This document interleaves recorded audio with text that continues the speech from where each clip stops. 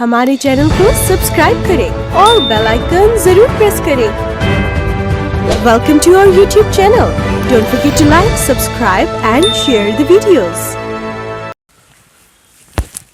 फिर से एक बार अब तमाम लोगों का स्वागत है और इस्तकबाल है न्यूज़ ट्रैक के इस नए बुलेटिन में। मूसलाधार बारिश और थोड़ी थोड़ी देर के लिए बिजली का चले जाना अब आम सा हो गया है। चलते हैं हेडलाइन की तरफ। भारत के प्राइम मिनिस्टर नरेंद्र मोदी ने ऐलान किया है कि किसानों के 3 बिल जिससे किसान मुखालिफ थे उसे वापस लिया जाएगा। बदबख्त वसीम रिजवी की किताब पे दुनिया भर में एहतजाज जारी है। रहमान फाउंडेशन ने ब्लड कैंप का एहतमाम किया। बेलगाम के यूनियन जिमखाने के मुश्किलात फिर से बढ़ गए हैं। बात करते हैं शोमैन सुभाष घई के। AB डिविलियर जो 360 के नाम से जाने जाते थे, उन्होंने क्रिकेट के हर फॉर्मेट से रिटायरमेंट का ऐलान किया। आप देख रहे हैं भारत के प्राइम मिनिस्टर श्री नरेंद्र मोदी ने अवाम से खिताब करते हुए इस बात का ऐलान किया है कि किसानों का जो मसला है, यानी उनके जो 3 नए बिल लागू करने वाले थे उसको अब लागू नहीं किया जाएगा, जिसकी वजह से किसानों में खुशी की लहर दौड़ सी गई। प्राइम मिनिस्टर नरेंद्र मोदी ने अवाम से माफ़ी मांगते हुए इस बात का ऐलान किया है, हमने किसानों को 3 बिल के फ़ायदे समझाने की कोशिश की लेकिन हम उसमें नाकाम रहे। इसकी वजह से ये तीनों बिल जिसकी मुखालिफत किसानों ने 1 साल से कर रहे हैं उसको अब वापस ले जाएगा। अधिक विस्तार में नहीं जाऊंगा। साथियों, मैं आज देशवासियों से क्षमा मांगते हुए सच्चे मन से और पवित्र हृदय से कहना चाहता हूं कि शायद हमारी तपस्या में ही कोई कमी रही होगी, जिसके कारण दिए के प्रकाश जैसा सत्य कुछ किसान भाइयों को हम समझा नहीं पाए। आज गुरु नानक देव जी का पवित्र प्रकाश पर्व है। ये समय किसी को भी दोष देने का नहीं है। आज मैं आपको, पूरे देश को ये बताने आया हूं कि हमने 3 कृषि कानूनों को वापस लेने का, रिपील करने का निर्णय लिया है। इस महीने के अंत में शुरू होने जा रहे संसद सत्र में, इसी महीने में हम तीनों कृषि कानूनों को रिपील करने की संवैधानिक प्रक्रिया को पूरा कर देंगे। 1 साल से सिंगूर बॉर्डर पे इसकी खिलाफ वर्जी कर रहे थे। 500 से ज्यादा किसानों ने अपनी जान गंवा दी। इसमें बहुत से ने तो खुदकुशी भी की, लेकिन इसका असर हुकूमत पे कभी नहीं हुआ। इसके अलावा लखीमपुर में भी किसानों को एक जोरदार गाड़ी से रौंदा गया, जिसमें 5 किसानों की मौत हो गई। आज भी हुकूमत ने ना उन्हें कोई तसल्ली दी और ना कोई श्रद्धांजलि का कोई ट्वीट किया। किसान अपनी बात पे अड़े रहे और हमेशा से इस बात का मुतालिबा करते रहे कि हम अपनी बात मनवा कर रहेंगे। किसानों के लीडर राकेश टिकैत का कहना है कि ये सिर्फ ऐलान हुआ है, लिखत में हमें कुछ नहीं दिया गया। जब तक हमें लिखत में नहीं दिया जाएगा हमारा एहतजाज जारी रहेगा। बहुत से मुखालिफ पार्टियों का कहना है हुकूमत की एक नई चाल है जिससे किसानों को लुभाया जा रहा है। उत्तर प्रदेश में जल्द ही इलेक्शन होने जा रहे हैं, लेकिन वहां भी बीजेपी की हालत कुछ पतली सी नजर आ रही है। कीमतों में कमी लाई गई थी, तो मैंने इस बात का इशारा दिया था कि दूसरी चीज़ों की कीमतों में भी कमी की जाएगी। और ये है कि बीजेपी का एक बहुत बड़ा यूटर्न है जहां पे किसानों की बात को मानी गई। भारत में सियासी हालात दिन ब दिन बदलते जा रहे हैं और हमें हर रोज़ एक एक नई खबर सुनने को मिलती है। अब देखें, वादा तो किया है कि किसानों के तीनों बिल को वापस लिया जाएगा, लेकिन राकेश टिकैत का कहना है कि जब तक बातचीत नहीं होगी तब तक वो अपना एहतजाज जारी रखेंगे। शिफा को है जहां, शिफा भी है वहां। शिफा को एक अनमोल आयुर्वेदिक दवा सर्दी, सरदर्द, जुकाम, बदन दर्द, गले की खराश, दाम दर्द और पेचिश में बहुत ही मुफीद और शिफा बख्श है। आप देख रहे हैं कमबख्त और बदबख्त वसीम रिजवी की किताब जो शाया हुई है, इसके लिए दुनिया भर में एहतजाज किया जा रहा है। कमबख्त रिजवी का हमेशा से रवैया रहा है कि कुछ न कुछ ऐसी बातें करें। रिजवी ने एक हिंदी में किताब शाया की है जिसमें हुजूर सल्लल्लाहु अलैहि वसल्लम के बारे में ऐसे बातें कही जिसकी वजह से तमाम मुसलमानों को उन बातों से ठेस पहुंची है, उनके जज्बात मजरूह हुए हैं। वसीम रिजवी अकेला ये बात नहीं कर रहा है, इसके पीछे एक बहुत बड़ी साजिश है और एक बहुत बड़ी चाल है। हुकूमत भी खामोश बैठी हुई है और न ही उसके खिलाफ कोई एक्शन ले रही है। कमबख्त रिजवी का मुंह हमेशा हमेशा के लिए बंद हो जाए। हम लानत भेजते हैं वसीम रिजवी पर और उनके सपोर्टर्स पर जो उसको भड़का रहे हैं, जो उसे उकसा रहे हैं ऐसे काम करने के लिए। इसी सिलसिले में शहर बेलगाम के डीसी ऑफिस में लोगों ने जमकर वसीम रिजवी के खिलाफ नारे बुलंद किए और बेलगाम के डीसी श्री एम.जी. हिरेमठ को एक मेमोरेंडम भी पेश किया। Respected sir, this is to bring to your attention about a recent book authored by one named Wasim Rizvi, who is the former chairman of Uttar Pradesh Shia Waqf Board. The book, written in Hindi, vilifies Prophet Muhammad, peace be upon him, and uses objectionable language and mythological content about the Prophet, peace be upon him, the religion of Islam and its followers. The language and content of the book is highly objectionable, which is purposely used with an intention to outrage the religious sentiments of those who follow Prophet Muhammad, peace be upon him, and practice Islam religion. His statements are also targeted at creating a feeling of animosity for Muslims of India, which is likely to result in a threat to the breach of peace in the country. Also, such acts send a wrong message of India and Indians across the globe. In the light of the above, we request that a strict action be taken against Wasim Rizvi and his associates, including but not limited to action in pursuance of sections 153A, 153B, 295A, 504 and 5051C of the Indian Penal Code. We thank you and we once again request you on behalf of all the people gathered here and all the Muslims of Belgaum city. Thank you. गुस्ताखे रसूल की एक ही सजा। आप देख रहे हैं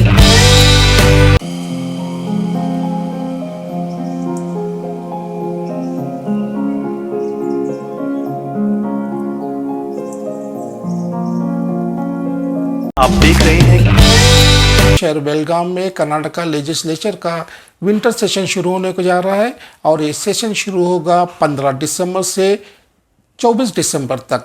session में सिर्फ एमएलएज नहीं होंगे, मिनिस्टर्स भी होंगे और बहुत से दूसरे ऑफिसर्स इस सेशन में हिस्सा लेंगे। ये सेशन बेलगाम के विधानसभा में मुनक्कद किया जाएगा। इस सेशन का हमें ये फायदा होगा कि बेलगाम शहर को साफ सुथरा रखा जाएगा, पूरे होटल बुक हो जाएंगे और बेलगाम को ज्यादा से ज्यादा साफ सुथरा रखने की कोशिश की जाएगी। आप देख रहे हैं बात करते हैं बेलगाम की यूनियन जिमखाना की। यूनियन जिमखाना जो एक ज़माने से हम देखते आ रहे हैं और हमारा बचपन भी यूनियन जिमखाना में गुजरा है। मैंने वहाँ पे कई टूर्नामेंट्स भी खेले हैं, लेकिन अब यूनियन जिमखाना फिर से एक बार मुश्किल में आ गया है। डिफेंस स्टेट के एक ऑफिसर ने बेलगाम के पुलिस कमिश्नर से इस बात की गुजारिश की है कि जब यूनियन जिमखाना यहाँ पे हम कब्जा करें तो आपकी हमें मदद की ज़रूरत पड़ेगी। यूनियन जिमखाना जिसका केस हाई कोर्ट धारवाड़ में चल रहा है और उसकी अगली तारीख 23 नवंबर को है। यूनियन जिमखाना की मिल्कियत का केस एक बहुत ही नाजुक केस है। बेलगाम के तमाम शहरी जो इससे ताल्लुक़ रखते हैं इस बात को लेकर बहुत परेशान है। यूनियन जिमखाना होना एक बहुत ज़रूरी चीज़ है क्योंकि तमाम उभरते हुए खिलाड़ियों के लिए एक ऐसा ही मैदान है जहाँ पे वो अपने हुनर का जौहर दिखा सकते हैं। आप देख रहे हैं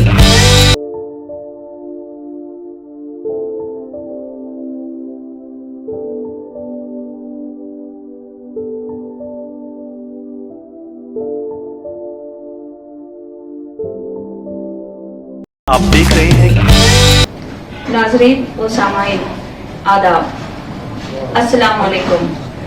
मैं डॉक्टर नसीम इस शानदार महफिल मुशायरा में दिल की अमीर तरीन गहराइयों से आप सबका इस्तकबाल करते हैं।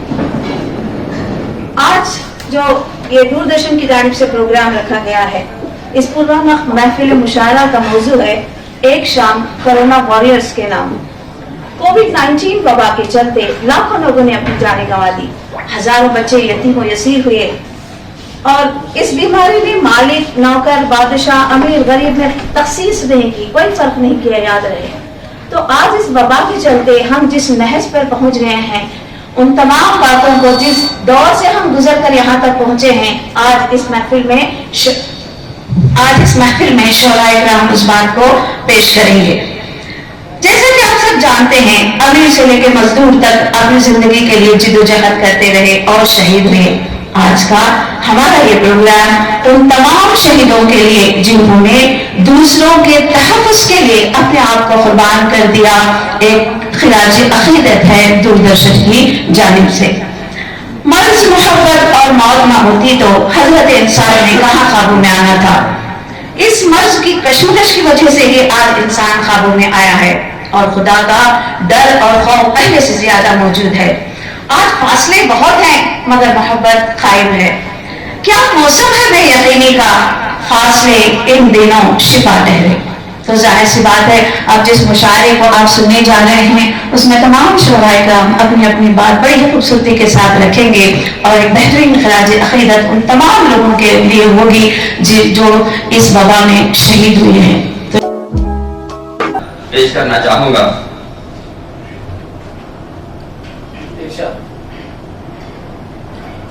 मेरी इबादतों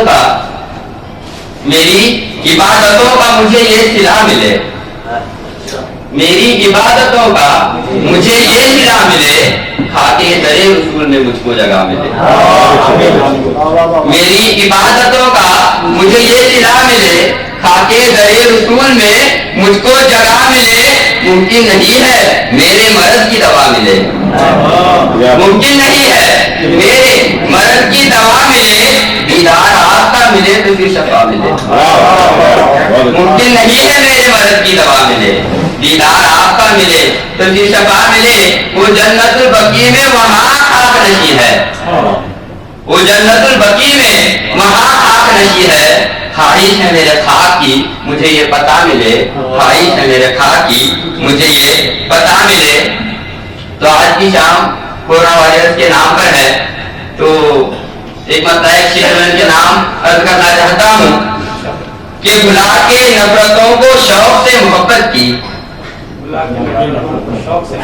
भुला के नफरतों को शौक से मोहब्बत की, मिटा के खुद को भी अहले वफा की खिदमत की। भुला के नफरतों को शौक से मोहब्बत की, मिटा के खुद को भी अहले वफा की खिदमत की। लुटा दे जान तक जो फर्ज के लिए अपनी, लुटा दे जान तक जो फर्ज के लिए अपनी। कुछ ऐसी होती है औलाद मेरे भारत की। आप देख रहे हैं रहमान फाउंडेशन जो खिदमत खल्क के लिए मशहूर है, उन्होंने आज सुबह जहाँ पे बहुत से अफराद ने अपने खून का अतिया दिया, अतिया से किसी न किसी की जान जरूर बच जाती है और एक बहुत ही नेक अमल है। मेरा नाम खलील अहमद मुल्ला है जी, और मैं गवर्नमेंट एम्प्लॉय हूँ। मैं इस रहमान फाउंडेशन की जानिब से जो ब्लड डोनेशन कैंप ऑर्गेनाइज किया है उसमें मैं ब्लड डोनेट करने के लिए आया हूँ, क्योंकि बहुत सारी जगह देखते हैं कि एक्सीडेंट्स वगैरह में ब्लड की काफ़ी ज़रूरत होती है। तो हो सकता है कि उस वक्त ब्लड की मौजूदगी ना हो, तो अगर हम पहले से ब्लड डोनेट करके ब्लड बैंक में जमा कर देंगे तो फिर इंशाल्लाह वो पेशेंट्स को अगर बहुत ज़रूरत होगी, ज़रूरत के टाइम पे उसका इस्तेमाल किया जा सकता है। ये आप पहली बार दे रहे हैं? नहीं सर, दूसरी बार दे रहा हूँ। पिछले साल भी जब रहमान फाउंडेशन की जानिब से ब्लड डोनेशन कैंप ऑर्गेनाइज किया था तो मैंने दिया था, और उसके पहले कॉलेज के ज़माने में भी दिया था एक दो बार। जी जी। आप ब्लड देने के बाद क्या महसूस करते हैं? बस ऐसे कुछ वीकनेस वगैरह तो कुछ नहीं महसूस किया मैं। लास्ट ईयर अल्हम्दुलिल्लाह अच्छा खासा था। क्या उम्र है आपकी? 42 ईयर्स। हाँ, यानी ब्लड देने के बाद आपको कोई ऐसी कमजोरी महसूस नहीं होती? कुछ भी नहीं हुआ पिछले साल में, कुछ भी कमजोरी वगैरह कुछ भी महसूस नहीं हुई। मैं और ब्लड डोनेट करने के 10-15 मिनट रेस्ट लेने के बाद में मैं खुद बाइक ड्राइव करके घर तक पहुंच गया। जी, शुक्रिया आपका बहुत बहुत। जज़ाकुमुल्लाह। आप देख रहे हैं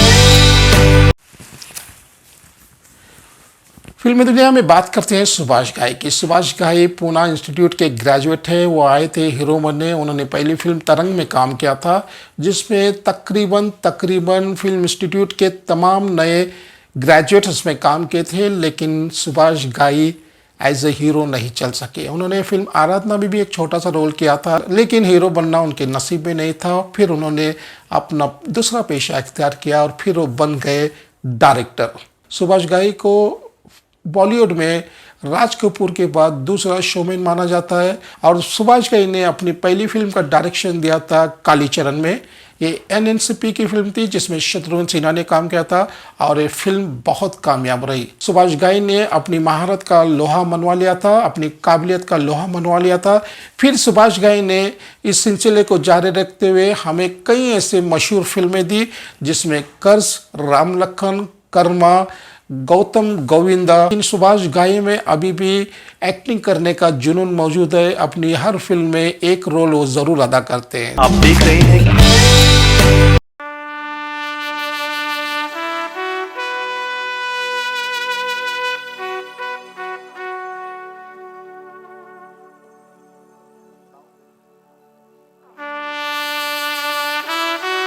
हमारे चैनल को सब्सक्राइब करें और बेल आइकन जरूर प्रेस करें। Welcome to our YouTube channel.